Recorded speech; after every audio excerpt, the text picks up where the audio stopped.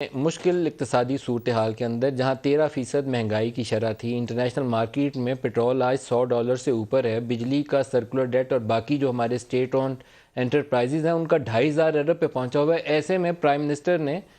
ایسے relief package کا اعلان کیا ہے جس کی ہمارے بجٹ میں قریب بھی گنجائش نہیں ہے۔ بجٹ تو پورا ہی نہیں ہوتا، قرضے مانگ کے ہم اس کی فائنینسنگ کرتے ہیں۔ تو سیاسی دباؤ،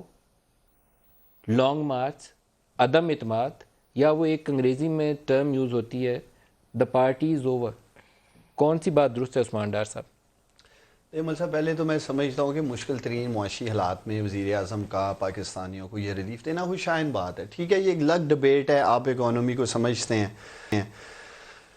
کہ جو ہمارے وسائل ہیں یا جو بھی ہمارے معاشی معاملات ہیں وہ کہاں کھڑے ہیں، لیکن یہ حقیقت ہے کہ کل صبح سے 10 روپے پٹرول انشاءاللہ تعالیٰ کم ملے گا اور آپ ڈلوائیں گے۔ یہ جو کہہ رہے ہیں نا، یہ جو طلال صاحب جی ایک فیک نیوز ہے،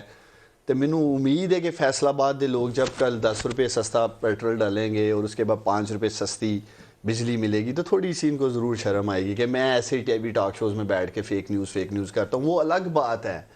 کہ آج میرے لیڈر نے، میرے پرائم منسٹر نے جو ایک تیز ترین باؤنسر مارا ہے اپوزیشن کے یہاں لگا جا کے، تو اس سے جو تھوڑا ذہنی توازن ہلا ہوا آپ کو ٹاک شو میں نظر آ رہا ہے۔ شروع میں کہتے ہیں جی پیسے ہے ہی نہیں، کیسے دیں گے، یہ تو انہوں نے ایسے ہی اعلان کر دیا۔ پھر ابھی آپ سن رہے تھے طلال کہہ رہا تھا جی 60 روپے تھا، 160 روپے دے دیں سن، تو کی انہوں نے کر لیا 10 روپے کم دے دیے۔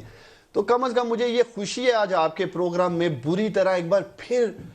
اس ملک کی نالائق ترین اپوزیشن ایکسپوز ہو رہی ہے کہ ان کو ایشوز کا خود ہی نہیں پتہ ہے، صرف سیاست کر رہے ہیں۔ آپ نے جو انٹرو میں باتیں کی ہیں، جو آپ رکھنا چاہتے ہیں قوم کے سامنے، یا پچھلے پروگرام میں مجھے آج بھی یاد ہے آپ نے کہا کہ پرائم منسٹر عمران خان کو پیٹرول کی قیمت بڑھانی چاہیے، یہ اس کے کنسیکوینسز ہو سکتے ہیں۔ لیکن یہ بھی حقیقت ہے کہ ورلڈ بینک کا میں خود ایک پڑھ رہا تھا سٹیٹمنٹ کہ پاکستان میں tax to G D P collection کا پوٹینشیل ہے۔ اگر اس سائڈ پہ ہم کام شروع کر دیا ہے، پورا ٹیکنالوجی کا استعمال کر رہے ہیں، شوکت رین صاحب کے ساتھ میں نے بہت سارے موقعوں پہ